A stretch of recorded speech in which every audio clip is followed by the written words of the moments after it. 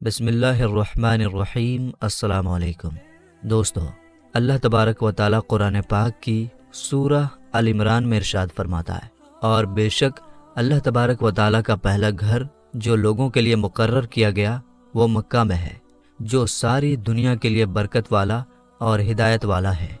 میرے دوستو، کیا آپ جانتے ہیں کہ دنیا میں سب سے پہلے اللہ تبارک و تعالیٰ نے اپنے گھر خانہ کعبہ کو کس طرح اور کب بنایا؟ کیا یہ بات سچ ہے کہ اللہ تبارک و تعالیٰ نے خانہ کعبہ کو پیدا کیا؟ اور خانہ کعبہ کی تعمیر سب سے پہلے کس نے کی؟ یعنی خانہ کعبہ کو سب سے پہلے کس نے بنایا؟ اور خانہ کعبہ کا حج اور طواف کرنے والے سب سے پہلے کون لوگ تھے؟ اور ابھی جو کعبہ شریف ہے اس کو تعمیر یعنی بنائے ہوئے کتنے سو سال ہو گئے؟ اور خانہ کعبہ کو اب تک کتنی بار تعمیر کیا جا چکا ہے یعنی بنایا جا چکا ہے؟ اور خانہ کعبہ کا رہسیمئے اتہاس کیا ہے؟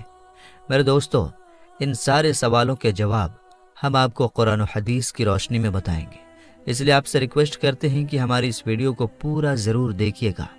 دوستو، خانہ کعبہ ایک ایسی مقدس جگہ ہے جس کو دیکھنے کے لیے ہر مسلمان تڑپتا ہے، اور جس کا طواف کرنے کے لیے ہر مسلمان کا دل ترستا ہے۔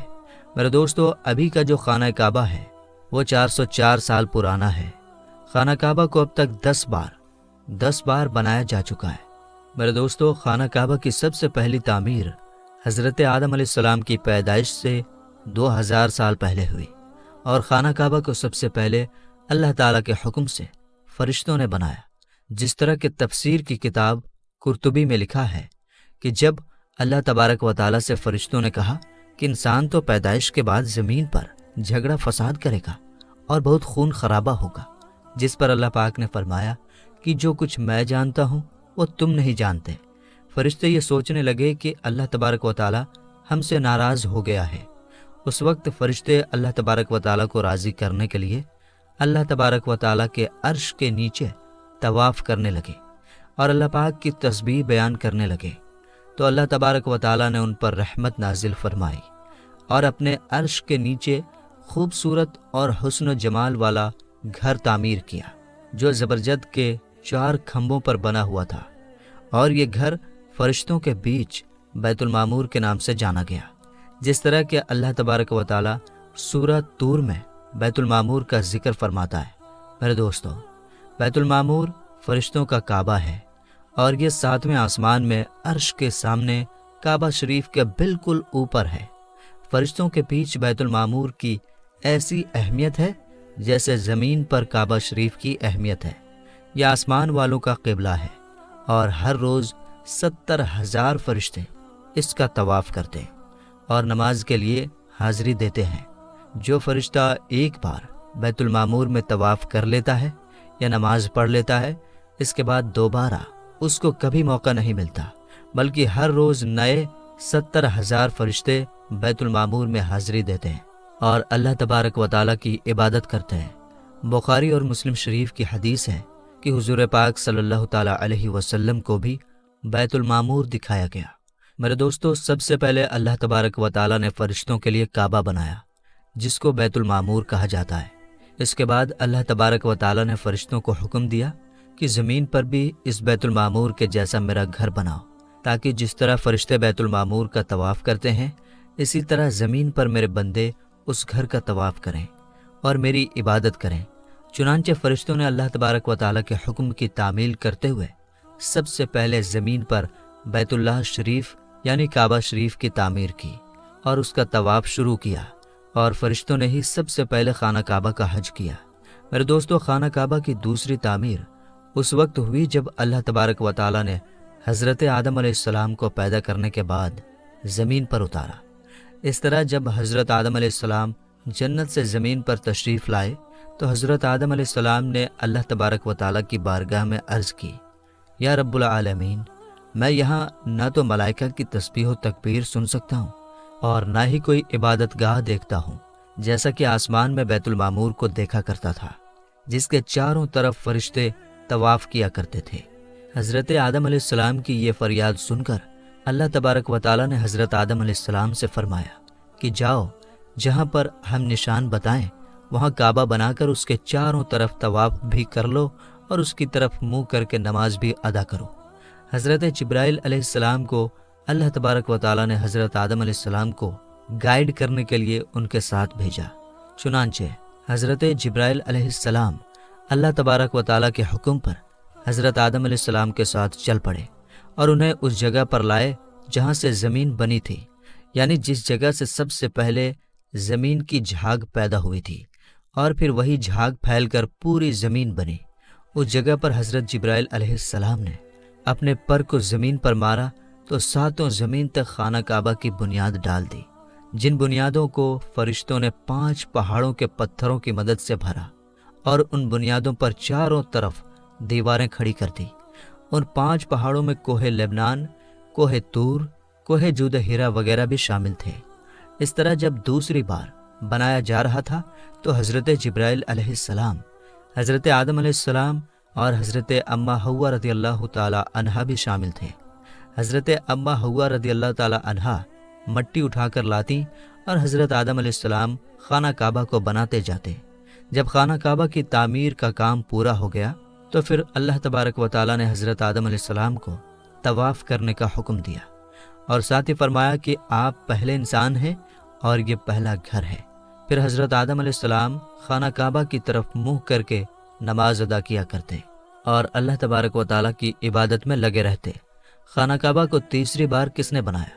تو دوستو، آدم علیہ السلام کے بنانے کے بعد وقت کے ساتھ ساتھ خانہ کعبہ کی دیواریں بھی کمزور ہونے لگیں، تو حضرت آدم علیہ السلام کے بیٹے حضرت شیث علیہ السلام نے مٹی اور پتھر سے خانہ کعبہ کو تیسری بار بنایا، جبکہ کچھ مفسرین کا یہ کہنا ہے کہ حضرت شیث علیہ السلام نے صرف خانہ کعبہ کی مرمت کا کام کیا، اس کی تعمیر نہیں کی۔ میرے دوستو، اب بات کرتے ہیں خانہ کعبہ کو چوتھی بار کس نے بنایا؟ تو دوستو، خانہ کعبہ کو چوتھی بار اس وقت بنایا گیا جب اللہ تبارک و تعالیٰ نے حضرت نوح علیہ السلام کی قوم پر طوفان کا عذاب بھیجا۔ طوفان نوح میں خانہ کعبہ کی عمارت غائب ہو گئی اور کچھ روایت کے مطابق خانہ کعبہ کی عمارت کو اٹھا لیا گیا اور یہ جگہ صرف ایک اونچے اور لال ٹیلے کی طرح رہ گئی تھی۔ اس طوفان کے بعد جب حضرت ابراہیم علیہ السلام اس دنیا میں تشریف لائے تو اللہ تبارک و تعالیٰ نے حضرت ابراہیم علیہ السلام کو خانہ کعبہ کو بنانے کا حکم دیا۔ حضرت ابراہیم علیہ السلام نے چوتھی بار خانہ کعبہ کو کس طرح بنایا، اس واقعے کے پیچھے کی کہانی کچھ اس طرح ہے کہ جب اللہ تبارک و تعالیٰ کے حکم کے مطابق حضرت ابراہیم علیہ السلام نے اپنی بیوی حضرت بی بی ہاجرہ رضی اللہ تعالی عنہا اور اپنے بیٹے حضرت اسماعیل علیہ السلام کو مکہ کی بنجر و ویران زمین اور پہاڑوں کے بیچ چھوڑ دیا، جہاں پر کوئی انسانی آبادی کا نام و نشان نہ تھا اور نہ ہی خانہ کعبہ کی عمارت تھی۔ خانہ کعبہ کی جگہ بس ایک لال رنگ کا ٹیلا تھا۔ اس وقت حضرت ابراہیم علیہ السلام نے اپنی بیوی اور بچوں کو چھوڑ کر اللہ تبارک و تعالیٰ کے حکم کے مطابق مکہ کی طرف پہلا سفر کیا۔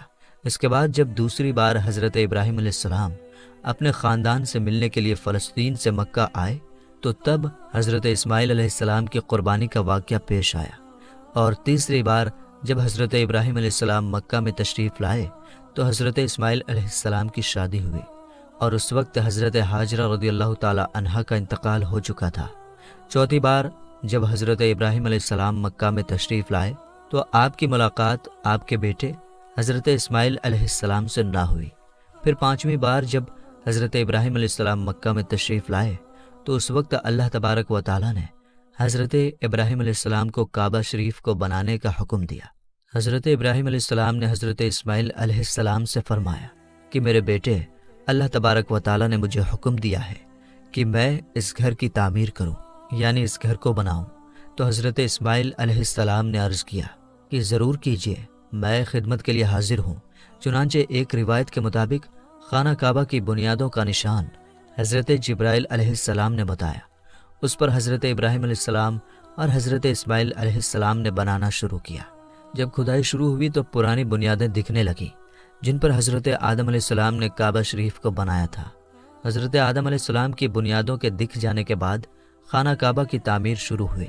حضرت ابراہیم علیہ السلام اپنے اس بڑھاپے میں ایک کاریگر اور حضرت اسماعیل علیہ السلام ایک مزدور کی حیثیت سے خانہ کعبہ کو بنانے لگے۔ کوہ لبنان، کوہ ہرا، کوہ ابوالقیس، کوہ صفا اور کوہ مروہ، ان 5 پہاڑوں سے حضرت جبرائیل علیہ السلام پتھر اٹھا کر لاتے اور حضرت ابراہیم علیہ السلام کعبے میں لگاتے۔ پھر حضرت جبرائیل علیہ السلام کی نشاندہی سے جبل ابی قبیس کے کنویں سے 2 پتھر ملے۔ حضرت ابراہیم علیہ السلام ان پتھروں کو اٹھا کر لائے۔ ان میں سے ایک پتھر حجر اسود تھا اور دوسرا پتھر مقام ابراہیم کے نام سے مشہور ہوا۔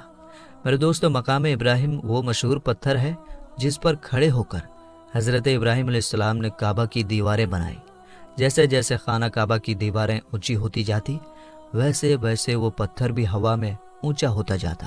میرے دوستو، نبی کریم صلی اللہ تعالیٰ علیہ وسلم نے ارشاد فرمایا کہ حجر اسود جب جنت سے اتارا گیا تو دودھ سے بھی زیادہ سفید تھا، پھر انسانوں کے گناہ نے اسے کالا کر دیا۔ ایک اور روایت کے مطابق نبی کریم صلی اللہ تعالیٰ علیہ وسلم نے ارشاد فرمایا، حجر اسود اور مقام ابراہیم جنت کے پتھروں میں سے 2 پتھر ہیں۔ اللہ تبارک و تعالیٰ نے ان کے نور کی روشنی کو بجھا دیا۔ اگر اللہ تبارک و تعالیٰ ان کے نور کی روشنی کو نہ بجھاتا تو یہ پورب سے پشچم تک سب کو روشن کر دیتے۔ خانہ کعبہ کو 5ویں بار قوم عمالقہ اور 6ٹھی بار قبیلہ جرہم نے بنایا۔ قبیلہ جرہم میں سے جس شخص نے یہ کام کیا اس کا نام حرش بن مداد اصغر تھا۔ خانہ کعبہ کو 7ویں بار بنانے والے نبی کریم حضرت محمد مصطفیٰ صلی اللہ تعالیٰ علیہ وسلم کے پاک خاندان میں سے ایک بزرگ ہیں جن کا نام حضرت قصہ بن کلاف تھا۔ انہوں نے خانہ کعبہ کو نئے سرے سے بنانا شروع کیا اور ایک بے مثال پختہ عمارت بنوائی۔ دوستو، خانہ کعبہ کو 8ویں بار بنانے کی ضرورت اس وقت پڑی جب قبیلہ قریش کی سرداری کے زمانے میں ایک زبردست سیلاب آیا جس سے خانہ کعبہ کی دیواریں بہت کمزور ہو گئیں۔ تو ایک مشورے کے بعد یہ فیصلہ لیا گیا اور خانہ کعبہ کو قبیلہ قریش نے پھر سے بنوایا، جس تعمیر میں نبی پاک حضرت محمد مصطفیٰ صلی اللہ تعالیٰ علیہ وسلم کی ذات اقدس نے بھی شرکت فرمائی۔ لیکن اس وقت رقم کم ہونے کی وجہ سے قریش کی تعمیر میں حتیم کعبہ کو شامل نہیں کیا گیا تھا۔ خانہ کعبہ کو 9ویں بار اس وقت بنایا گیا جب یزیدی فوج کی پتھر بازی کی وجہ سے خانہ کعبہ کی دیواریں کمزور ہو گئیں، تو حضرت عبداللہ بن زبیر نے حتیم کعبہ جو کہ قریش کی تعمیر میں شامل نہیں کیا گیا تھا اس کو بھی شامل کر کے بنیاد ابراہیمی پر خانہ کعبہ کو نئے سرے سے بنایا گیا۔